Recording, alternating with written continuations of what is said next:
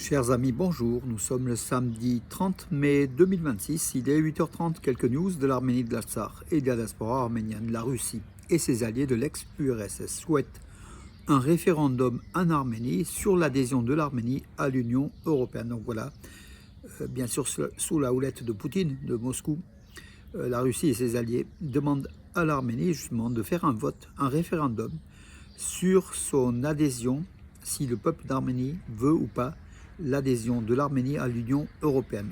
Pire, en décembre prochain, il y aura une réunion au cours de laquelle la Russie pourrait bien sanctionner l'Arménie et l'éjecter de la communauté des États membres de l'UE, l'Union euro-asiatique. Les dirigeants de la Russie, du Bélarus, du Kazakhstan et du Kyrgyzstan ont publié une déclaration commune concernant l'Arménie. Donc c'est le Kremlin qui a publié cette déclaration commune des dirigeants de la Russie, du Bélarus, du Kazakhstan et du Kyrgyzstan concernant la situation de l'Arménie et son aspiration à rejoindre l'Union européenne.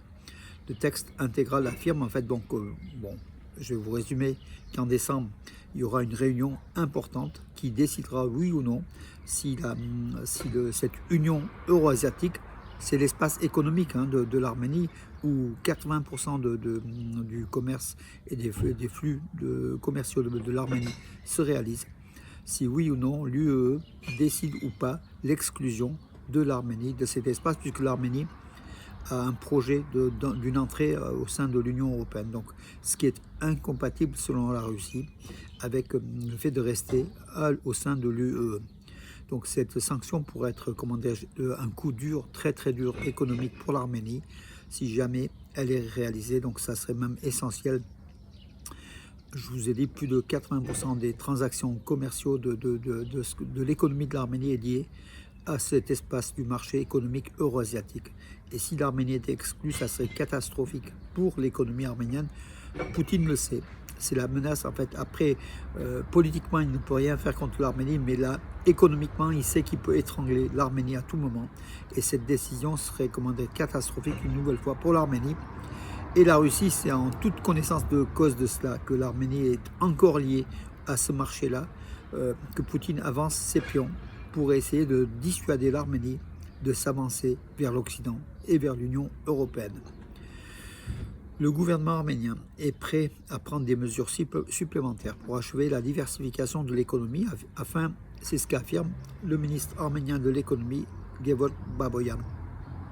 Après les sanctions de la Russie, donc pour les importations d'un certain nombre de produits agricoles d'Arménie, des fleurs, du vin, de beaucoup de choses, le tchermouk, enfin l'eau minérale et beaucoup de produits agricoles. Le ministre arménien de l'économie affirme qu'il y a un plan de diversification de cette économie, des sources et surtout des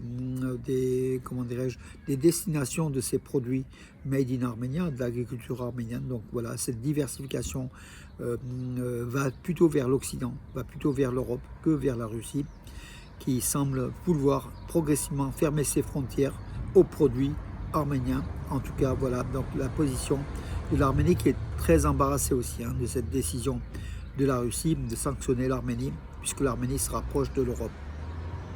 Alors que l'Europe ne fait pour l'instant pas grand-chose pour intégrer l'Arménie au sein de son économie. Donc voilà, donc ça va être compliqué pour l'Arménie dans les mois qui viennent à ce rythme-là. Lancement en Arménie de la plateforme numérique Radio Player Armenia, donc vidéo, photo, donc c'est une plateforme média qui est très très importante, voilà, qui est en Arménie. Donc Radio Player Armenia a été lancé, donc voilà, et il y a plus de 45 000 sessions d'écoute en un mois, 32 300 heures d'écoute, donc d'une durée moyenne de 43 minutes, des auditeurs et des auditeurs internationaux sur cette plateforme de musique et de vidéos arménienne. Voilà, donc c'est important, donc peut-être que vous y allez aussi. Donc voilà, c'est Radio Player Worldwide Armenia. Voilà, donc à nouveau, l'Arménie se connecte au niveau international, encore une connexion de plus pour l'Arménie. En faits divers, mes amis, j'en mets pas beaucoup de faits divers, parce que c'est vrai que j'essaye de donner plutôt de l'information générale, faits divers, malgré tout. Donc hier, les corps de quatre membres d'une même famille arménienne ont été découverts à leur domicile à Los Angeles. Voilà, peut-être la thèse du suicide collectif ou de la tuerie plus un suicide.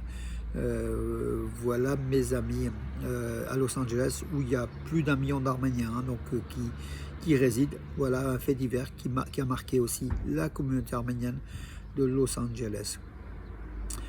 La Russie qui a interdit la vente de, c'est ce que je disais tout à l'heure, de 64,5 millions de bouteilles d'eau minérale arménienne Jermuk.